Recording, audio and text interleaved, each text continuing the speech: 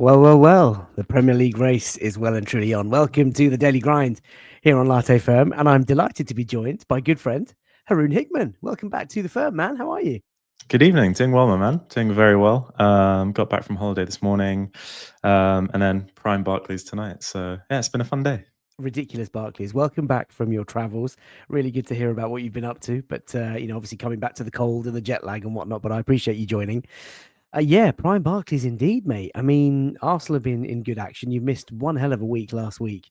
I know, I North know. London derby delight, Bayern Munich, of course, and then going to Stamford Bridge, and unfortunately not being able to come away with the 3 points. But we have Brentford tomorrow. But just your general thoughts on, I guess, you've been away for a couple of weeks. You've come back with 13, 14 games in. What's the general mood? Yeah, pretty positive. I think I was kind of blessed by the fact that I was in transit on an internal flight while the Chelsea game was going on. So I know I've heard about the performance. Haven't watched the game back yet, but I walked away being like, well, we started that week of North London derby, Bayern, Chelsea. Sort of anxious about how things would go, obviously off the back of the Sunderland draw last minute. And we extended our lead by a point over City, so that was nice. And we've obviously affirmed ourselves to the top of the Champions League table. So I'm in good spirits about it, and I think that look, we're not going to win every match. It's frustrating, and the good thing is that if you're going to put in a bad performance, at least leave with something. So it looks like we did that at Chelsea. So I'm feeling weirdly calm, to be honest. Good. And listen, I said in the match reaction video after the Chelsea game that expect the headlines of, magnificent Chelsea, brave Maresca, courageous Caicedo, Yeah. and, negative Arsenal and Mikel's mistakes, all that sort of stuff. The noise has been amplified. I mean, even like social media accounts, Twitter accounts showing Arteta on the floor at the death, and how Madueke was sort of pushed over and laughed at by Maresca. I mean, what have you made of all of the sort of rhetoric coming out since that draw?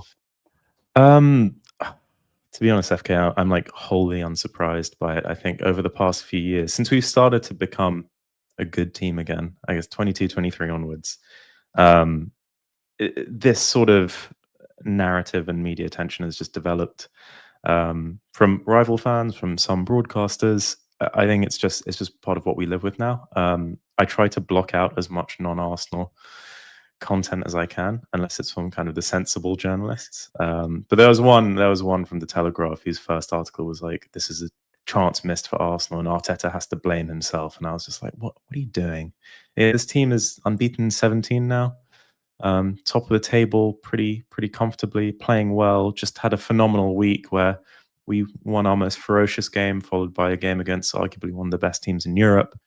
And sure, we didn't play our best, but we walked away with a point. And I think the lens on us versus if City did that would be wholly different. So it's kind of water off a duck's back at this stage. But it's taken a lot of sort of practice to attune myself to that way of thinking. Nah, I hear you, man. Well, look, there's a lot of talk about City. Sol says Manchester City are like a wounded animal this season. That is where we're going to start, as you kind of mentioned. So tonight, what have we seen down at Craven Cottage? I mean, look, the headlines are that City have closed in on Arsenal. They're now 2 points behind, but they've conceded 4 goals. I mean, you and I were both watching that game. We were sort of exchanging messages throughout. What did you make of the madness? To be honest, up until half time, I barely watched the game. I was like, I checked in every time there was a goal. I was like, of course, this is fine. I think City have beaten them now 16 times in a row or something ridiculous in the league. 19 times, I believe, 19 in a row. times. Yeah. I mean, that's just absurd. So my hopes were like limited, but I've always thought this season it's all about us. So I'm not really sort of engaging too much in what happens with the rivals. And then you see 5-2, 5-3. 5-4, and then suddenly your interest just grows until the last 10 minutes. I'm glued to the screen, just holding it, begging something to happen. I tweeted about it earlier. I think that, as Arsenal fans, we have muscle memory of what happened to us in 2022, 23, and the following season in terms of the race with City. But this isn't the same City team. And they've gone 2 games now where they've conceded a 2-0 lead and been pegged back to 2-2 and eventually won against Leeds at home, and then conceded 4 goals against Fulham, who aren't exactly the most free-flowing team. And also they were in a 5-1 position. So, yeah, I think you can... I look at what they're doing now in the same way as I looked at Liverpool at the start of the season, where they're pulling wins out somehow. But there is nothing sustainable about this way of playing. Like if you have to score 5 goals or 3 goals to win a match, At some point, that will catch up. And the way in which we're playing is such that City only need to slip once or twice for them to just be pretty much out of it. So I was encouraged. I was bitterly disappointed at the end. Obviously, I thought that was a goal. That last minute goal line Joshua King, yeah, painful. But I think it's one of those where like you kind of assess the broader performance and go, well, look, there's no way in hell a title winning team can concede 4 goals and defend like they did, and also just be so open to direct attacks. I think it's alarming watching these basketball games and against the other teams are playing when we're so sort of used to a bit more control. So I don't worry in the long term, but it's obviously frustrating to see them win. Yeah, it is frustrating, jarring, given they've conceded 6 goals in 2 games. But yeah, here they are with 6 points out of their last 2 games. And, there is a chance that City can get better as the season goes on, as they normally do. They've got the pedigree to finish the season strong. The old enemy playing tonight at St James's Park, they drew 2-2 thanks to a bizarre Romero overhead kick that he sort of shinned into the goal as it went, trickled over the line. Any interest in the game up there? You always hope for Spurs to lose, so it's disappointing they didn't. They, in my opinion, it was a bit harsh that they had that penalty given against them, given that those are just never given in this league. But it's Newcastle, so difference. And then the bicycle kick, Aaron Ramsdale. I know.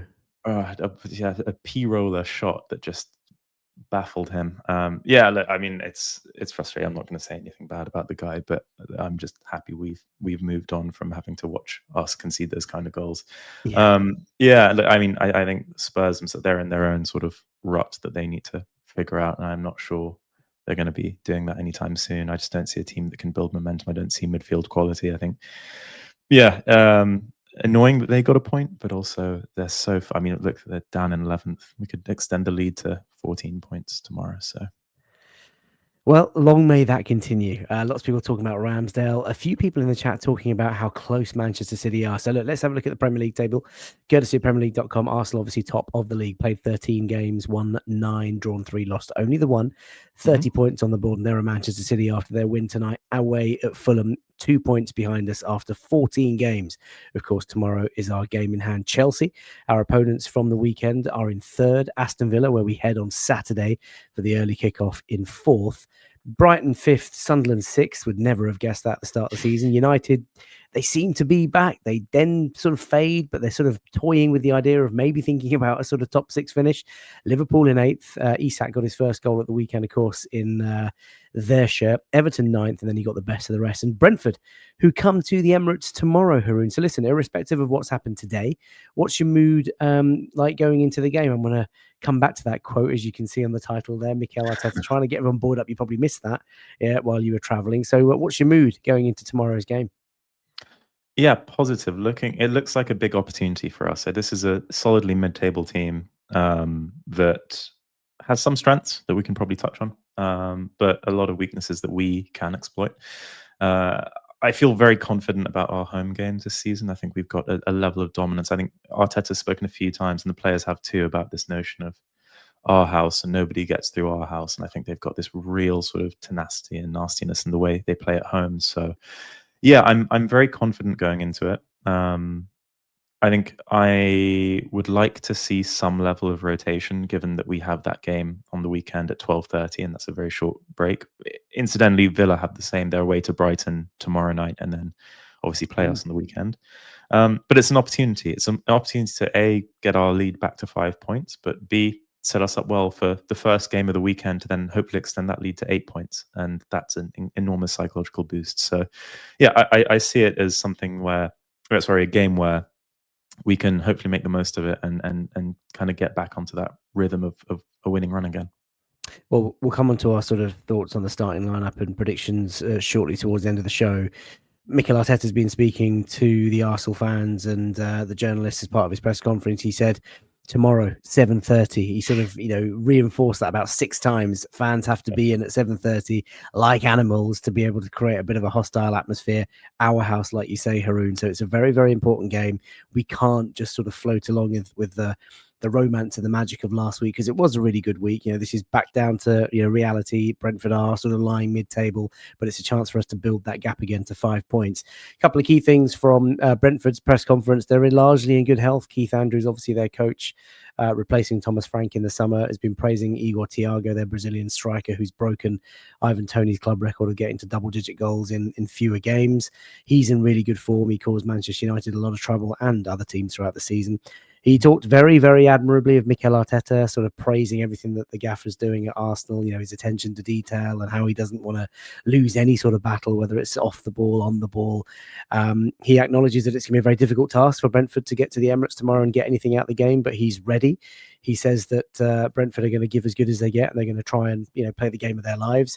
And I think there's a couple of injuries in their squad, but I've got to confess, I don't know much about sort of Brentford. I don't watch them week in, week out. But Utara is apparently out, and he's in form. I don't even know what position he plays in, but there we are. That's the sort of level of analysis that you can get here on Latte Firm. Let's look at recent sort of form before we look at Mikel Arteta's press conference. There's our form coming into the game. Excuse me, as you can see, 3-0 win away at Slavia Prague. Sunderland, that 2-2 draw before the international break. These courtesy of the BBC. Then you obviously had the week that I've just talked about, Spurs, Bayern Munich and Chelsea. Brentford, a little bit up and down. Win one, lose one. Win one, lose one. Win one. They've just beaten Burnley. Obviously, form is very difficult to kind of consider, especially when a team from lower half of the table is coming to the Emirates. You're expecting Arsenal to win tomorrow, right? Irrespective of form. And I mean, we're obviously favourites, but you're expecting a comfortable day out. Very much so. I think the level that we play at and the aspirations that we have, the 12th place team that don't travel well coming to your ground, you kind of want to brush them aside. Not here saying that we should win 4-5-0 or anything. Even if it's a 2-0 locked up in the first half and then just a boring second half, that's totally fine by me. I think this is about the rhythm of winning games now. As you can see, they're very they've got the form of a mid-table team. It's win, loss, win, loss, win. And I think that even with the strengths that they do have from the long throw-ins and a striker who's been pretty exceptional in terms of how he's adapted to the league, actually. I still think there's not enough there for us to be immensely threatened. Yeah, I feel you. I mean, they are very good at their throw-ins, and off the goal line has just said, are we going to move the advertising boards to prevent Brentford's long throw-ins? I don't think we're that petty. I don't think we care. I think we're just going to play the game that's in front of us, but they're, of course, a set-piece team. Let's look ahead to some speculation around the Arsenal squad. First up, I just want to talk about this guy. Gabi Jesus back in the game, man. Couldn't believe it. He was on the bench at Stamford Bridge, and when he came out to sort of warm up in front of the Arsenal faithful, he got such a great reception. Just how positive and buoyed are you feeling about his return to the squad, Haroon? Very, actually. I mean, it's kind of that seeing him on the bench was that Ian Wright sort of clip of seeing his old school teacher. He just turned around like, what? I forgot what you look like. Jesus Christ. So it's amazing to see him back. I think that I'm intrigued to see the level and where he's at. It's such an unknown, right? Like, I think of all the players that we're getting back from injury, this one is like, we don't know what the ceiling or the floor is on this player now that he's had 2 substantial injuries with us. The depth is handy. I think that he could prove to be a valuable rotation option rather. But like, ultimately, I think it's clear where his future is. I mean, I think we bought Gyökeres in. We've got Kai as our main 9. Like, he's down the pack, and he has a lot to prove in terms of his ability to consistently perform and be fit for us. But this could be a wild card that helps us in some way, shape, or form for the remainder of the season. We may go and end up and loan him or sell him in January. We may not, but I think it's one of those players where we haven't factored him into the squad. We haven't factored him into rotational options. It's just pure upside, really. And he's a good guy, works really hard, been wildly unfortunate with his career at Arsenal so far. So it's just nice to see him doing what he loves, really. Part of me thinks that if every one of our 3 strikers, Gyökeres, Havertz and Jesus, were fully fit and fully on form, part of me thinks this guy's the best of the 3. There's things that he can do with the ball that the other 2 just couldn't get anywhere near. And I guess they're all quite different in that sort of sense, but his ball technique, his ball manipulation, ball control, shooting, finishing, body strength, as we've seen, he leads the line with such courage. and brute force, like for quite a small guy. I really like him, and like you say, Haroon, I think you've summed it up perfectly by like he's just a free pass. Like anything we get from him this season is just a bonus. We Exactly. always knew, or we always thought that Kai Havertz and Victor Gyökeres would be the main sort of men, but he is back in the squad, and so we will see what sort of return we get. Just going back to the injury news, Arteta sort of confirming today that William Saliba still has a little niggle, believes it'll be a matter of days. Leo Trossard also in a very similar situation, but he unfortunately did say that Kai Havertz is, whilst doing well, still a few weeks away, as is big Gabriel Magalhaes. I think they're expecting him to come back at around sort of Christmas time.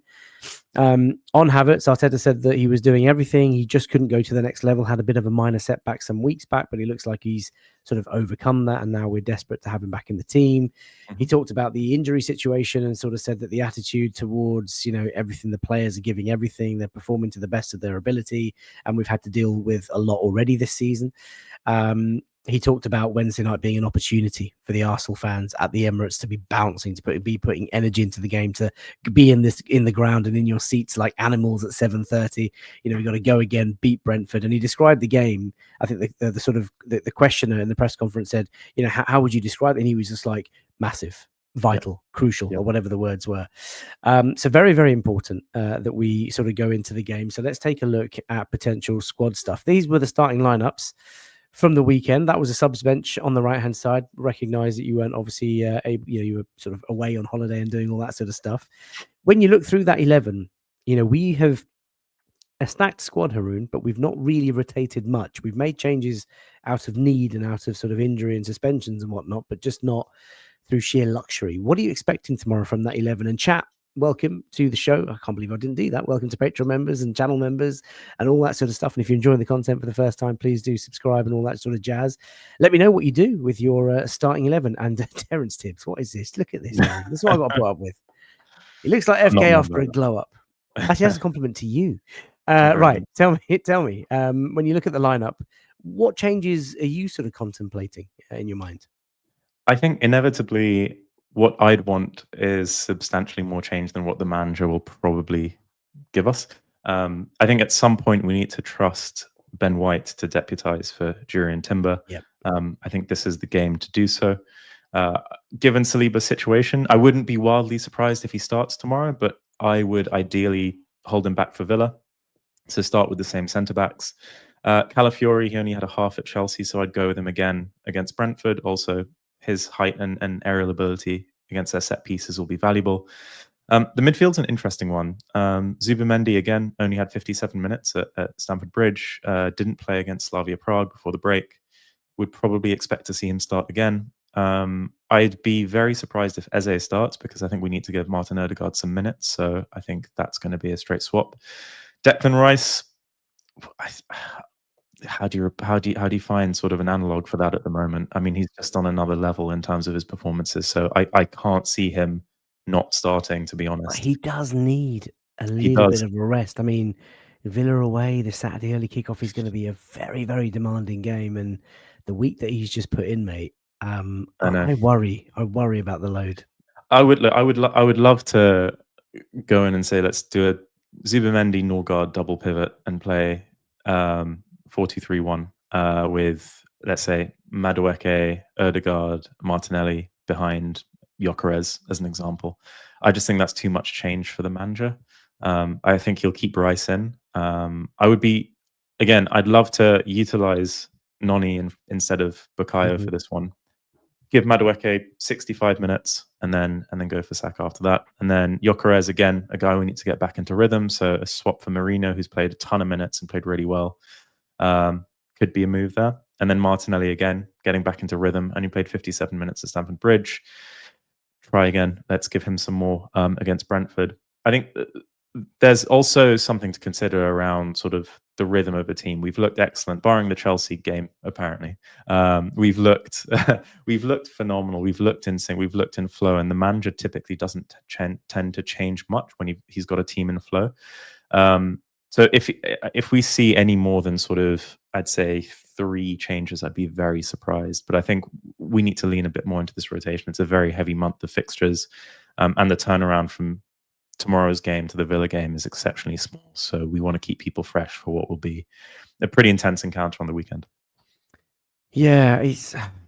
I look at the squad and it's unfortunate that obviously we've got the two new centre backs in there, and they both played okay at Stamford Bridge. I wouldn't say it was brilliant, but when they've come in as individuals, they've both played really well. Incapio was phenomenal in the North London derby, and Mosquera, as you know, from as early as Anfield, has made sort of cameo appearances, done well. I agree with you. I think Calafiori coming in for the sort of physical presence. Miles Lewis Skelly, just a quick word on him, having a bit of a tough time in trying to find a bit of form. Obviously came on at half time at Stamford Bridge because Calafiori had the yellow, and I'm sure the instruction would have been, Miles, whatever you do, don't get booked. And then within like 7 minutes, he gets Yep. booked. And that's more to do with the referee, to be perfectly fucking honest with you. Do you have any thoughts on Miles Lewis Skelly? Because he's not having the best time. And I can't imagine it's going to be, much longer until the media start their sort of weird campaign against so many of our young black men that we've seen in the past. Yeah, it's a tough one for Miles because I think the rise was so stratospheric and kind of exponential last season, by sort of the very nature of Calafiori not being fit and Zinchenko not being trusted. So he just became the de facto left back and got into a rhythm. And I think that what we're seeing now is a 19-year-old who's not playing with consistency in terms of minutes, and therefore isn't getting the rhythm to sort of be comfortable in how to position himself in this team. I think that's completely normal for his age. I expected this kind of season for him, and I think in a way, it's good. It's a bit, we were in a situation last season where he was playing almost far too much by the end of it. So the combination of, I think, Calafiori being back in absolutely imperious form this season, along with definitely some dip in form. Is probably enough of a reason, but I don't think there's much more to read into it. The only problem is obviously he went from being this kind of rising England starlet in the team last season as the Tuchel starting left back to Tuchel making those comments that were kind of deeply unhelpful about having to get minutes. And I think that you've got to add some context to that. He's kind of fanned the flames a bit. I think the best thing for Miles is just to say, look, he loves the club. The club loves Miles Lewis Skelly. He's a formidable player with a unique set of talents and skills, a formidable ball carrier, great in the duel. He just will get his time at some point this season. It's a long season. There are so many games to play. Had a tough time against Bayern, but again, a lot of people will against the level of kind of wide players that they have. It's just a 19-year-old figuring the game out a bit, and other teams figuring him out a bit, and he'll get to the next level eventually. It's just a bit of patience needed. Yeah, I agree with you. Arsenal fans will be very patient with him. We know him, we love him. I just hope he finds a little bit of form when he's called upon. It's very difficult because he had that sort of sharp rise, 50 appearances for Arsenal in a very, very quick time, and Calafiori's just been fit this season. He's been really good. Yep. On the other side of defence, Timber, I think it's difficult to rotate Timber when you've got Mosquera and Incapio who haven't played too much football, and obviously David Raya. I agree with you. I think Eza maybe sits this one out because I want to see the skipper play. I thought Odegaard came on like a Galactico on Sunday. Just wanted the ball, called for the ball, dropped deep, was connecting, showed for it all the time, was so hungry and just really up the tempo. I loved what I saw, and I want to see the skip start tomorrow. Ideally, alongside Rice and Zubimendi, but I would forgive Arteta if he decided to go with Norgard against his former club. And we forget, this is a guy who captained Brentford, is a Premier League, accomplished and proven player. He's not a bad player by any stretch. And up top, I'm tempted to. Obviously, I want to see Saka play, but he will need a rest at some point. So I'm tempted. I like Noni Madueke. I like what he offers. I think Martinelli would need a run out, and I would go Gyökeres up top, assuming he's fit. Looks a little bit bigger, doesn't he, Gyökeres? It's like he's I know he's not been playing football, but he does look just that touch bigger. But yeah, I mean that's what I do. Nothing too crazy. But like you say, I think what we want and what Mikel will do are going to be two very different things. Give me a scoreline prediction tomorrow, man. How do you see the game going? I mean, just before you do that, so Brentford, we know, are 12th in the Premier League. They've played their 13 games. They've won 6, drawn 1, lost 6. They have a goal difference of just +1. They are very, very unpredictable. Win 1, lose 1, win 1, lose 1. They are unbeaten in their last 6 or 7. Sorry, we are unbeaten in our last sort of 7 games against them. I think 5 wins, 2 draws. I mean, yeah, it should be a formality. What are you going for? Yeah, it should be. Under Frank, they caused us some problems Like it's never been easy. I think in 22-23 it was a 1-1 draw. Last season was 1-1, and then the season before I think it was 2-1. Kai got that header in the sort of 84th minute or something. So whether it's the same sort of setup remains to be seen. I would like to get back on the clean sheet tally keeping again. I think we've gone a couple of games now, three games without 4 games without a clean sheet. Sunderland and then the Spurs, Bayern, and Chelsea. Gosh. So I think it's good for that identity to start reappearing again and us getting back into that rhythm. I think it will give the young centre backs a bit of confidence as well. Just exactly. get a clean sheet, get that feel for it. Yeah, exactly. So I think a 2-0 will be good. I think Arteta's right to call for the fans to engage and be really intense tomorrow, because it's not like the last 2 home games. There won't be tifos, there won't be fireworks, there won't be a light show. And as there shouldn't, it's Brentford at home, right? But it's up to the fans to kind of bring that and make sure we get over the line with some comfort here, because ideally wrapping this game up early, being really intense from the start, being 2-0 up at half time is my ideal, and then just lock the game out for the second half, play it in third gear, and get ready for the weekend. That's it. Training session stuff, second half. So we're ready for Villa away. A couple of predictions coming in from the chat. Lots of 2-0s. Jags has gone 4-1 to the Arsenal. Phoenix says 3-0. Adrian says 1-0 to the Arsenal. I'm not sure I can take off tonight's Barclays. Yeah, I don't think so. Quest for the Best says 3-0 to the Arsenal, as does Mohammed. Welcome to you. AFC 777, regular in the chat, says 2-0 to the Arsenal. Erdegaard to score. That would be lovely. 3-1. I like the sound of a clean sheet, but I do like goals. So 3-1 would be pretty good as well. Jimbo says, good chat as ever, Faisal, particularly liking Haroon's sense and knowledge, like Clive. Oh, no. Wow. That's too far. That's very kind. I mean, look, you've got the knowledge of Clive and my looks, basically. I mean, you are living the dream. 2-0 and then 2-0, says Dave. Listen, I'm going to go with a very comfortable home victory. I think it will be a fantastic atmosphere. Can't wait. I'm taking my little boy for his first nighttime Premier League game. So that'll be hopefully good. Victor Gyökeres as well, back in time to score, hopefully in front of him again. I think we're going to win 3-0, Haroon. I'll go for a 3-0, get the 5 points up, and then you start shitting yourself about Villa the next morning, really. Exactly.